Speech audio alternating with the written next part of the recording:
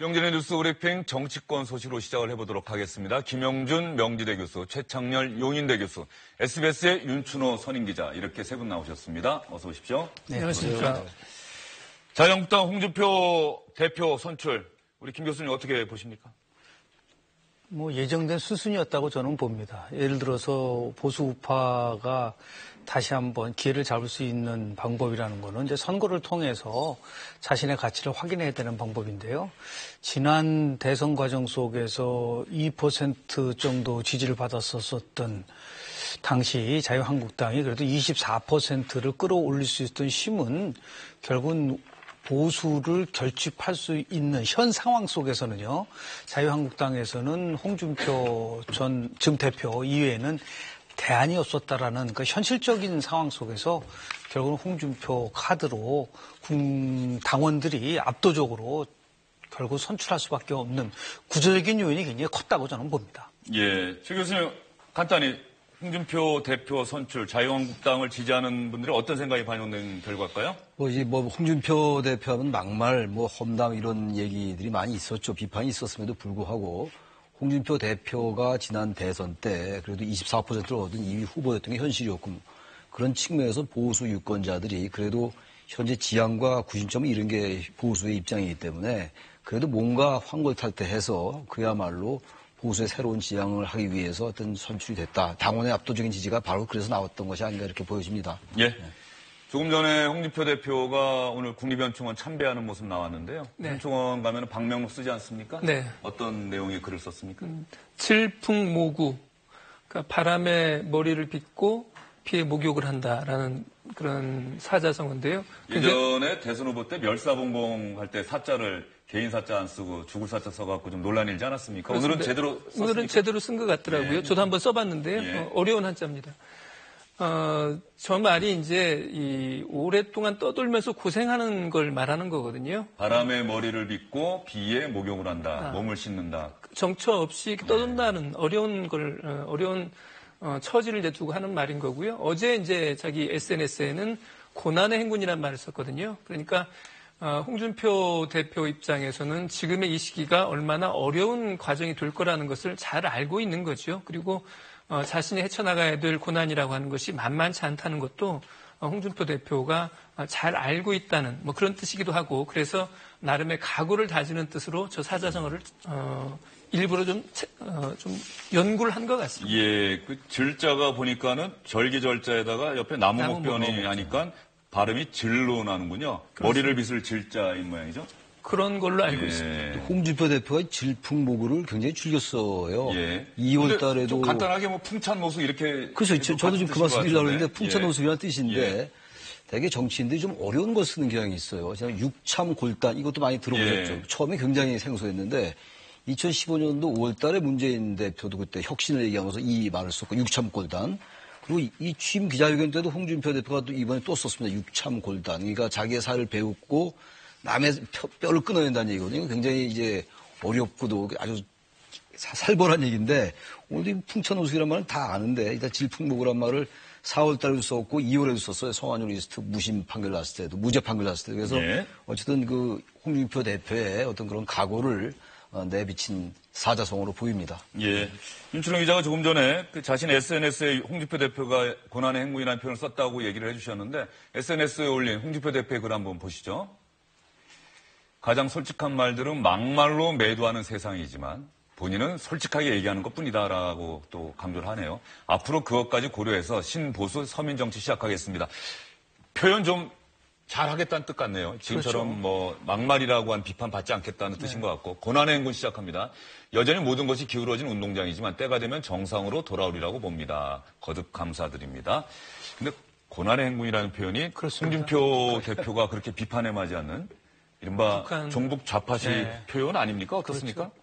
글쎄요, 왜 저런 표현을 썼는지에 대해서 조금 의아하게 생각을 하고 있는데요. 2007년도 혹시 12월 달 기억나십니까? 2007년 12월이면은 이명박 후보가 대통령에 당선될 때 아닙니까? 그 당시에 진보 몰락. 예. 531만 표 차로 진보가 정말 아주 압도적으로 차이로 졌고요. 그렇죠. 당시에 정동영 정동영 대통합 민주신당 네, 후보가 25.1%를 얻었거든요. 예. 그리고 나서 정확하게 2010년도 지방선거에 당시 패족이라고 했었던 안희정 지사가요.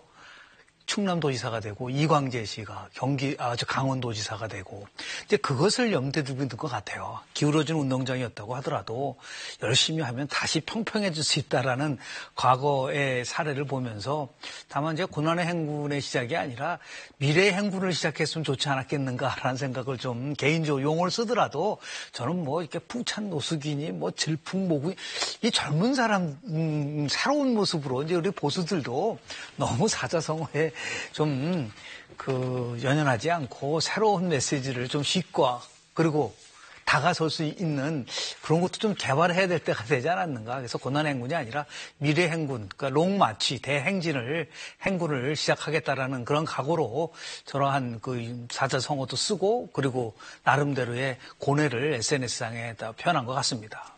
오늘 먼저 얘기하시죠. 어제 제가 자유한국당 전당대회장 국현정기념관에 사는 그 전당대회 현장에 좀 가봤는데 물론 이제 주요 후보들은 경기도 남양주에서 이제 감자고르기 행사를 하지 않았습니까? 그래서 후보들이 없는 탓도 있겠지만 전당대회장 분위기가 그렇게 큰 축제 분위기 같지는 않더라고요. 한 300여 명 들어갈 수 있는 그런 장소이기 때문에 많은 사람들이 들어오지 못한 그런 것 하나 이유가 될 수는 있겠지만은 어쨌든 지금의 자유한국당의 분위기라고 하는 것이 새로운 지도부를 뽑아서 앞장 세워서 새로운 길을 나서자라고 하는 어떤 기대와 미래에 대한 희망으로 가득 찬 그런 분위기는 아닌 것 같습니다. 이런 분위기를 이제는 바꿀 그런 어떤 책무가 홍준표 신임 대표의 두 어깨에 있는 것이거든요.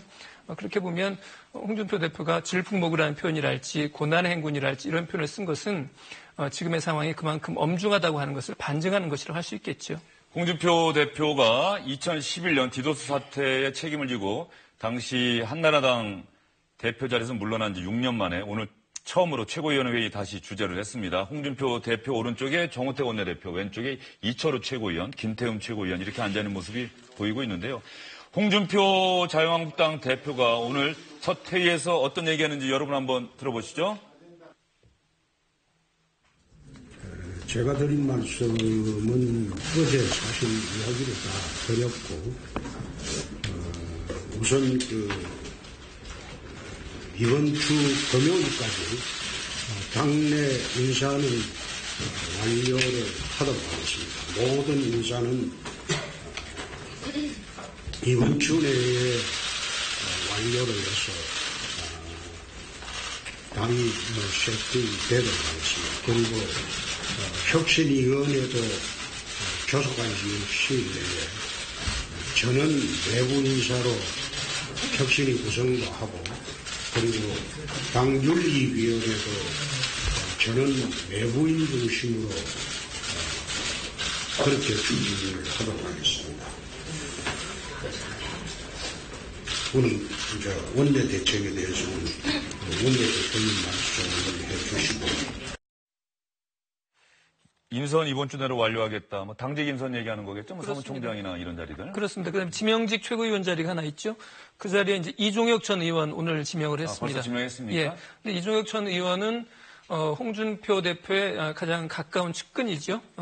경남도지사 때 정무특보를 역임한 사람인데 김태흠 의원이랄지 이런 이른바 친박계 최고위원들의 반발이 있었지만은 이른바 부산 경남 지역을 대표할 만한 사람이 없다는 이유로 부산 경남 지역 출신의 이종혁 전 의원을 지명직 최고위원으로 지명을 했고요. 그다음에 이제 핵심 당직이 이제 사무총장 아니겠습니까? 사무총장 임명을 이번 주 안에 하겠다는 건데 지금으로서는 이 부분도 역시 홍준표 대표하고 호흡이 맞을 만한 인물이 될 가능성이 역시 높습니다. 예.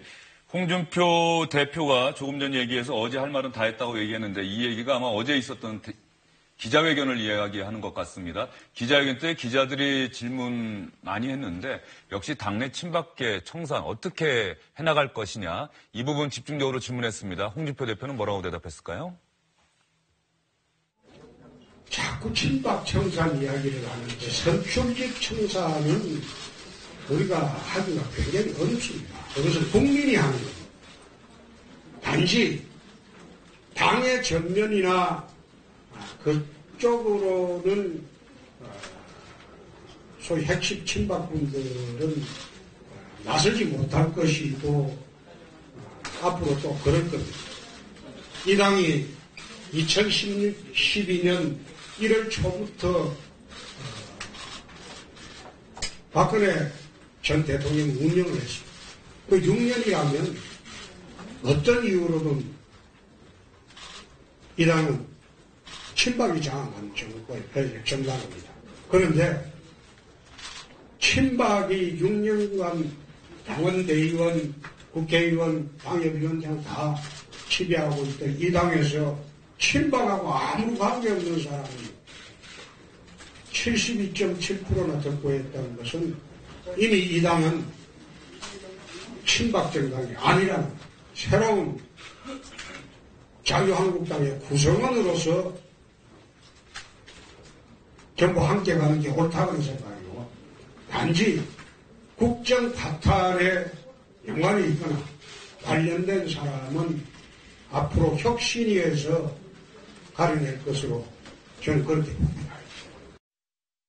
홍준표 대표가 친박 청산이라고 하는 이 부분 상당히 강조를 많이 했는데 한 걸음 좀 뒤로 물러서는 것 같은 인상을 주는 발언입니다. 그렇죠. 왜냐하면은 본인 스스로가 친박 청산을 처음에는 시작을 했다가 결국은 대선 과정 속에서 본인이 얘기하는 그 양박이라는 아주 거친 표현도 쓰지 않았었습니까? 양아치 친박이란 말까지 썼지만은 대선에서는 이제 단 한 사람의 힘도 필요하다 해서 다 그 친박 그 핵심적인 분들에 대해서 면죄부를 줬단 말이죠. 이제 다시 또 친박 청산을 얘기한다는 것은 앞뒤가 맞지는 않을 뿐만 아니라 두 가지 중요한 포인트를 잡았어요. 하나는 뭐냐면 이제는 친박 청산이 아니라 친박은 결국은 몰락했다는 것을 보여준 것이고요. 저는 그것을 어떻게 바라보냐면 이제는 바른정당도 들어올 수 있다라는 것을 함축하고 있다고 봅니다. 그러니까 결국은 친박 때문에 헤어졌는데 이제는 같이 함께 할 수 있다라는 그런 부분들을 친박 청산이 결국은 바른정당과 함께 할 수 있다는 명분이 될 수 있는 부분들이 있는 것이고요. 그리고 조금 전에 국정 파탄과 관련된 부분에 대해서는 자기 손에는 피를 묻히지 않겠다. 결국은 혁신위를 통해서 그러니까 제도적 절차를 거쳐서 나름대로 결국은 공식적 절차를 거쳐서 가지 인위적으로 특정한 인치에 의해서 청산이 이루어지는 것이 아니라 시스템에 의한 혁신 부분에 대한 것들도 함축하고 있는 뜻이 아닌가라고 저는 개인적으로 생각을 좀 해봤습니다. 예, 국정 파탄에 연관 있거나 관련된 사람은 혁신위에서 가려낼 것이다. 혁신위가 어떤 역할을 하는데 혁신위에서 이걸 가려내게 되죠? 일단 그 혁신위원회에서 무슨 일을 해야 될지는 사실은 정해진 바가 없어요. 다만 당헌 당규 문제를 손대지 않을까 하는 것이 이제 일반적인 예상이고요. 두 번째는 말씀하신 것처럼 인적 청산 문제에 대한 논의도 있을 것으로 예상이 됩니다. 그런데 방금 전에 이제 김 교수님께서 말씀해 주셨지만은 이른바 국정 파탄과 관련해서 책임을 물었죠. 이른바 서청원, 최경환 이런 친박 핵심들은 당원권 정지 3년이라고 하는 징계를 내렸고요. 그다음에 윤상현 의원 같은 경우는 당원권 정지 1년이었습니다. 그런데 이것을 홍준표 당시 대통령 후보 손으로 비대위 의결도 없이 풀어줬거든요. 그렇기 때문에 이걸 홍준표 대표 체제하에서 재론한다는 것은 논리적으로 좀 어려울 것 같고요. 다만 고사작전이라는 건 있겠죠. 아까 표현한 대로 전면에 나서지 못한다, 당직을 주지 않는다 이런 방식으로 친박은 고사시키면 되겠다는 그런 전략일 것 같고요. 혁신위가 구성된다고 하더라도 예전에 비대위 차원에서 논의되던 이른바 친박 청산 형태 이런 것들을 재론하기는 어렵지 않을까 싶습니다. 네.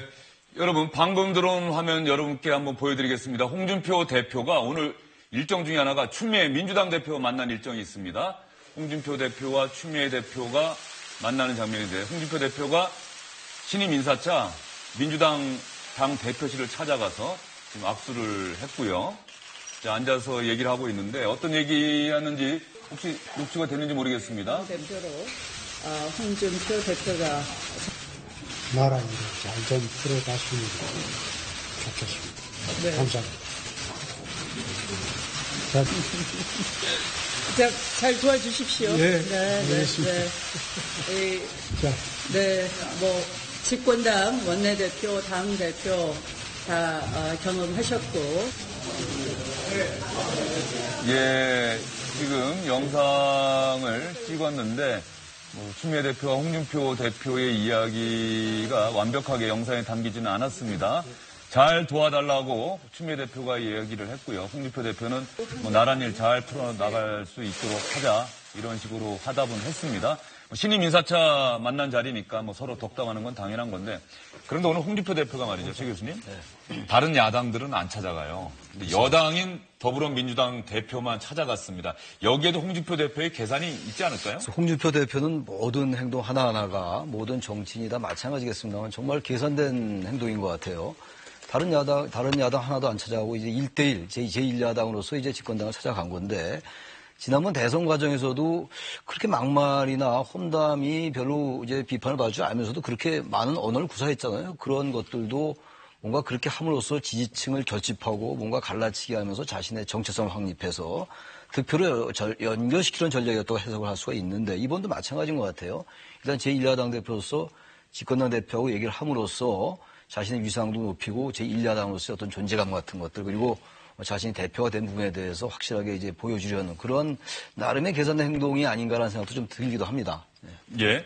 홍준표 대표가 어제 기자회견 때 말이죠. 네. 그 비상 상황에서 출범한 정부가 내각은 구성할 수 있도록 도와줘야 되는 것 아니냐. 네. 이런 얘기를 어제 했습니까? 네, 했죠. 그래서 우원식 민주당 원내대표가 상당히 큰 기대감을 나타내던데요. 그렇습니다. 그리고 방금 전에 추미애 대표 만나기 전에 지금 전병헌 청와대 정무수석을 만났거든요. 만나고 나오면서 전병헌 정무수석이 홍 대표가 좀 잘 좀 도와줄 것 같은 그런 느낌을 받았다라고 이야기를 했고요. 그 이야기를 기자를 통해서 이제 전해 듣고는 그것은 이제 전병헌 수석이 그렇게 느낀 거지라고 말을 했지만은 어쨌든 홍준표 대표는 이제 정상화된 당의 정당 대표 아니겠습니까? 어떻게 보면 오너급 이제 대표이기 때문에 여야 대화가 막힐 부분은 막히겠지만 또 열릴 부분들은 시원하게 열릴 가능성도 있다고 봅니다. 예, 홍준표 대표가 자유한국당의 새로운 대표로 취임하면서 이제 여당인 더불어민주당이 그렇게 바라는 추경 예산안 심사라든가 또 그 장관 후보자들에 대한 인사청문 보고서 채택 이런 부분들에 대한 자유한국당의 협조를 기대할 수 있지 않을까 이런 기대감이 좀 있는 것 같습니다. 지금 굉장히 시기상으로는 좋아요. 그렇기 때문에 저는 대통령을 포함해서 여당이 명분을 줘야 된다고 봅니다. 다시 얘기해서 지금 김상곤 교육부 장관에 관련돼서는 청문 보고서가 채택이 되지 않았었습니까? 지금 국방부 장관 내정자하고 고용노동부 장관 내정자에 대한 청문 보고서 채택이 되지 않았는데요. 그 문제와 관련돼서는 정말 그 정부 여당 내에서 대승적 차원에서 어느 정도 야당에게 명분을 주고 그러면서 자연스럽게 이 모든 문제가 풀어갈 수 있다고 보거든요. 추후에 인사 문제라든지 지금 추경 문제라든지 정부조직법 개편 문제라든지 너무 지나치게 모든 것을 특히 청와대가 원하는 만큼 다 이루어가겠다고 한다고 한다면 도와주고 싶어도 도와주지 못한다. 이제는 상황이 바뀌었고 새 대표가 만들어졌다고 한다면 조그마한 거 하나라도. 그래서 홍준표 대표가 한 말이 있어요. 과거에는 권력을 한 사람이 모두 가져갔던 시대에서 이제는 권력 공존의 시대라는 얘기를 했기 때문에 그런 면에서 봤을 때 지금 어느 정도는 이 시점에서 좀 용달을 내려야 될 때가 되지 않았는가라는 생각을 좀 합니다. 예. 전병헌 정무수석 만났을 때 모두 발언들을 서로 안 했어요? 아니요, 했습니다. 예. 그래서 좀 방금 전에 제가 좀 알아봤는데요. 예. 인사 문제 관련해서는 청문회 통해서 부적절하다는 것을 국민들한테 보여주면 되는 거다. 그런데 그럼에도 불구하고 임명을 강행한다면 지금의 제도가 그렇게 돼 있기 때문에 그것은 현 정부가 그렇게 하게 놔두면 되는 것이고 다만 그거에 대해서는 국민들이 평가를 할 거다라고 이야기를 했고요. 추경 문제에 관련해서는 그 부분 관련해서 심사해야 된다. 다만 국민 세금으로 공무원 늘리는 거 이것은 절대 안 된다. 이것은 막자라고 하는 것이 홍준표 대표의 이야기였습니다. 예, 홍준표 대표가 어쨌든 현 정부의 내각 구성에는 협조하겠다 이런 뜻을 밝힌 것 같고요. 지금 청와대에서 오늘 열렸던 국가안전보장회의 내용을 브리핑하는 것 같습니다. 윤영찬 국민소통수석의 브리핑 내용 시청자 여러분 한번 직접 들어보시죠. 문재인 대통령은 4일 북한의 미사일 발사와 관련 오후 12시부터 1시간 동안 NSC 전체 회의를 주재하고 정부는 북한의 도발에 단호하게 대응해 나갈 것이며 한미 정상회담을 통해 재확인한 양국의 견고한 연합항의 태세와 긴밀한 대북 공조를 더욱 강화시켜 나가겠다고 말했습니다.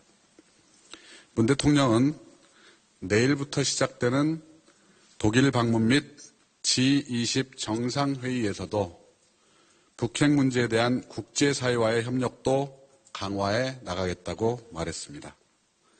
문 대통령은 외교안보부처에서는 미국 등 우방국과 공조하여 금일 도발에 대한 안보리 차원의 조치 및 국제사회의 단호한 대응이 이루어질 수 있도록 해달라고 당부했습니다.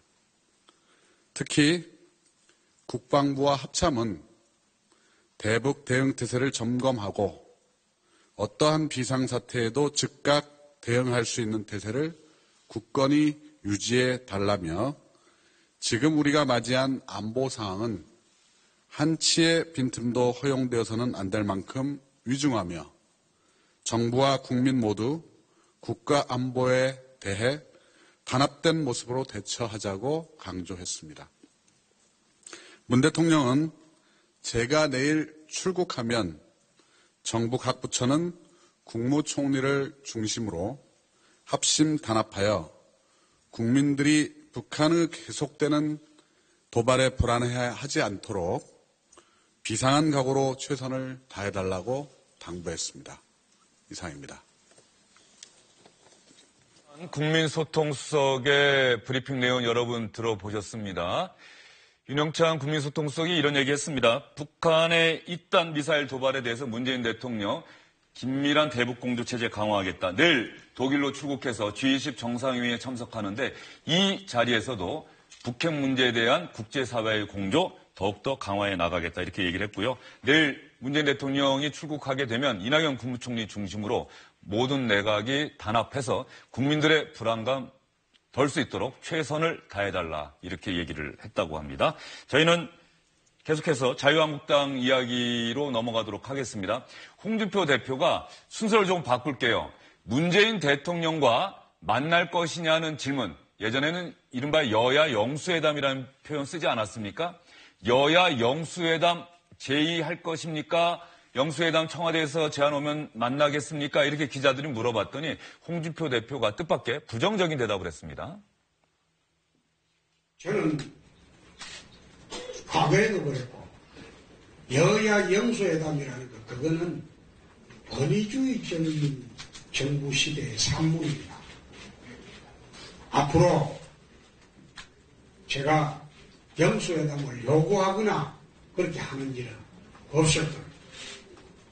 얼마든지 언론을 통해서 소통을 할 수 있는데 둘이 만나가지고 문장가 놓고 무슨 말을 하는지 국민들이 궁금하게 하는 그런 회담을 하는 것은 과거 권위주의 정부 시절에 저는 산물이라고 봅니다. 그래서 제가 당대표를 하는 한 여야 영수회담으로 문제를 종결짓자 그렇게 하는 일은 제가 단정적으로 이야기하기는 어렵지만 저는 안 하는 것이 맞지 않느냐. 기자들 반응이 어땠어요? 상당히 의외였습니다.